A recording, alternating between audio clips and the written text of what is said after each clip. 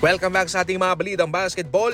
Sa pag-request ni Jimmy Butler mga idol, eto ang mga kupunang pwede niyang bagsakan na mag-fit sa kanyang gustong mag-content at magkampiyon sa NBA. Ayon mismo sa NBA Insider na sa Shams ng ESPN, itong si Jimmy Butler ay gustong mapunta sa mga contender win now na kupunan katulad ng Rockets, Dallas Mavericks, Golden State Warriors at Phoenix Suns. Para kay Butler, ang mga kupunang iyan ay mayroong mataas na tsansa na magkampiyon sa NBA. Pwede sa Rockets mga idol, doon mapapangunahan niya ang batang team na yon.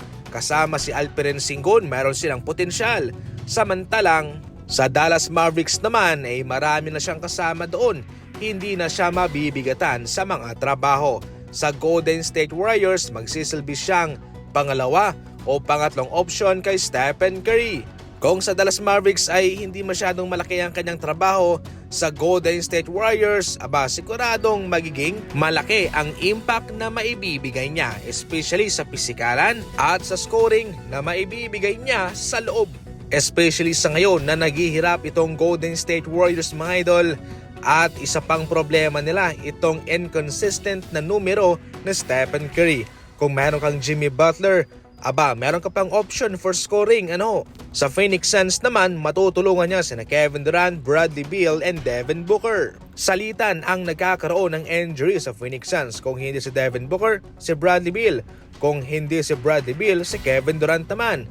At least, kung mayroon silang Jimmy Butler, mayroon silang another option. Ngayon, trade ang pinag-uusapan dito mga idol. At sa mga nabanggit ko na kupunan, siguradong mayroon ding mawawala sa kanila. Halimbawa, sa Phoenix Suns, pwedeng si Bradley Beal ang maging kapalitan ni Jimmy Butler. Para sa inyo mga idol, saang team ba nababagay si Jimmy Butler? I-comment lang yan.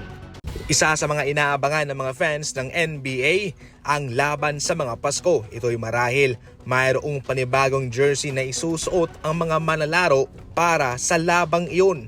Isang beses lang nilang gagamitin mga idol ang jersey na yan. Ayon pa mismo kay LeBron James, kakaiba raw at hindi maganda ang mga laban sa Pasko kung wala yung mga Christmas jersey iyon. Ang sarap daw sa pakiramdam na ikaw ay pumapasok sa locker room, suot-suot ang jersey iyon at para ka na rin daw nakatanggap ng regalo. Ang malaking tanong sa ngayon, bakit nga ba hindi na nagsusuot ng mga Christmas game jersey ang mga manlalaro na mayroong laban sa Pasko? Ito'y marahil hindi na Adidas ang may hawak ng jersey ng NBA, kundi yung Nike na. Way back, yung under pa ng Adidas mga idol, gumagawa sila ng mga ganito dahil special raw yung mga laban. At para mo na ring binibigyan ng regalo ang mga manlalaro dahil sa kanilang sakripisyong ibinibigay para sa mga laban. Dahil na imbes na magdiwang sila kasama yung kanilang mga pamilya, sila ay naglalaro at nagbibigay ng saya sa mga NBA fans at sa ibang pamilya. Pero nang matapos na yung kontrata ng Adidas, nung pumasok na ang Nike mga idol, hindi na ho pinagpatuloy ng Nike ang tradisyon at normal na jersey na lamang ang sinusuot ng mga manlalaro mapahanggang sa ngayon.